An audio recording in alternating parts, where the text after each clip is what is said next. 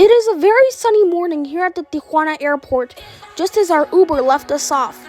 Anyway, we're on our way to the Volaris check-in area to check in for today's flight. Now, we're not supposed to be here in the check-in area because we had booked our tickets on the app and we were supposed to have our digital boarding passes.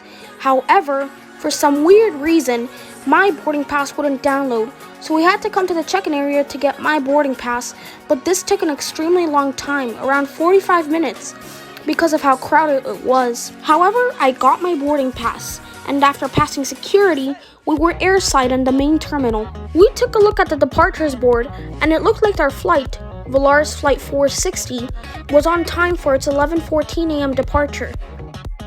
Next, we got a great view of the apron, thanks to the large windows. There were mostly Volaris aircraft, although it would have been nice to see a bit more variety. Variety, however, is something that the facilities at Tijuana Airport do not lack. There are plenty of shops, restaurants, cafes, and even a VIP lounge. There is definitely no shortage of facilities here, and you definitely won't get bored. The departure gate for today's flight will be gate number 6. However, due to a lack of available seating, we will be seated down in gate number 2, which is right next to our departure gate. 1 hour and a half later, our aircraft arrives. This 9-year-old Airbus A320-200, delivered new to Volaris in October of 2012, it's registered as November 514 Victor Lima and bears the name Alfredo. Eventually, boarding begins, and we then board the aircraft. This aircraft has 174 economy seats arranged in a 3-3 configuration with an average pitch of 28 to 30 inches. There are also 18 premium seats at the emergency exits and front row. Here's my seat, 8A.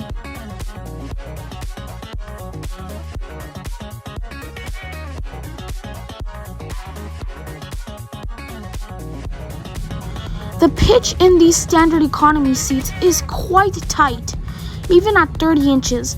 I mean, it's fine for a person like me, but if you'll notice, my dad's knees are cramped up against the back of the seat in front of him.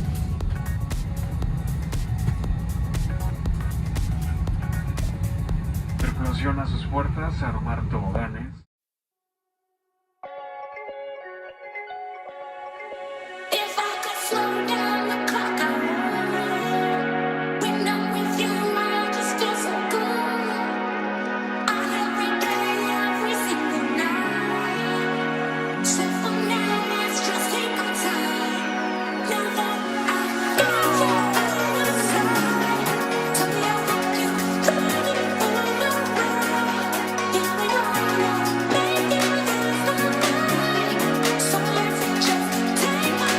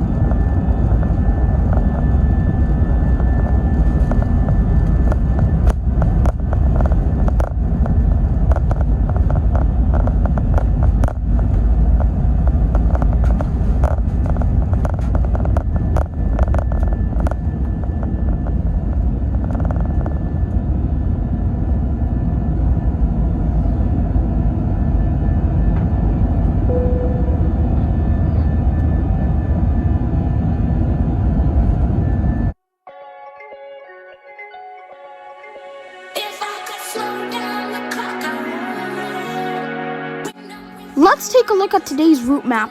Today's flight will cover a distance of 1,517 miles, at an altitude of 37,000 feet.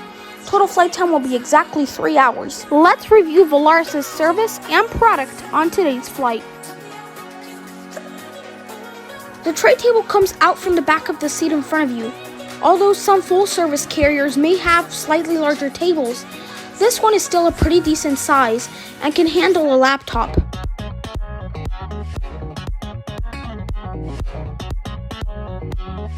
Now, usually these seats would have a couple of inches of recline, but mine just wouldn't recline. Now, I don't know if my seat was broken or Volaris did this to reduce costs. Either way, this would definitely be a negative. Unfortunately, due to the current health crisis, this flight was relatively empty. The plane was only around 20 to 30% full. Around halfway through the flight, we entered into a turbulent storm system, and my nose decided to bleed for some reason. Oh well. A few minutes later, however, the skies cleared and the bleeding stopped. Phew.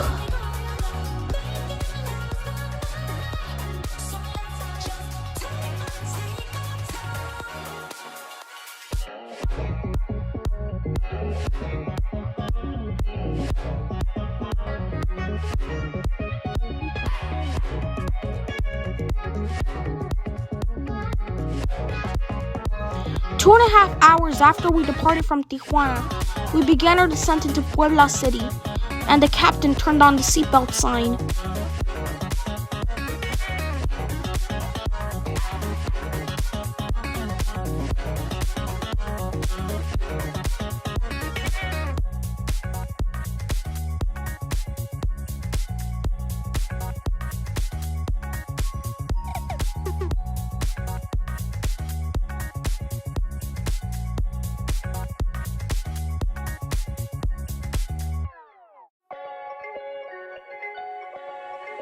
If I could slow down the clock, I would. When I'm with you, I just feel so good. Every day, every single night. So for now, let's just take our time. Know that I got you on my side. Tell me I'll rock you through the ride. Yeah, we all know making is the right. So let's just take our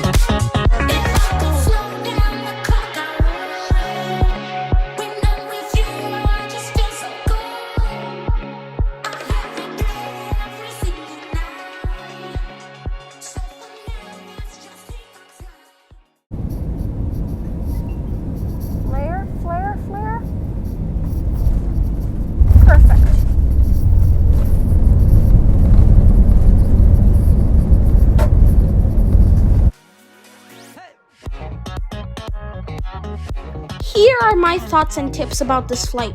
First of all, the seat. It was okay. The disappointing legroom, however, and the fact that it didn't recline made this experience much less enjoyable. If you can, try booking the premium seats. They have extra legroom and have decent recline. It may cost a little extra, but it's definitely worth it. As for the service, it was good. The flight attendants did their jobs properly and seemed happy at doing them. Finally, the food and entertainment. As with most budget airlines, Volaris offers a basic buy-on-board food program where you can buy meals, snacks, and beverages. And as for the entertainment, well, Volaris doesn't provide any, so you have to bring your own or look out the window. Overall, a very decent flight from Volaris. They did their job as advertised of taking me from point A to point B safely and at a low price. However, if you want more amenities regardless of price, try flying with Aeromexico. Finally, if you made it this far, I'd like to thank you for watching and I hope you enjoyed. If you did, please consider subscribing and giving this video a like. I'll be back soon with another video. Until next time, I'll see you down the line.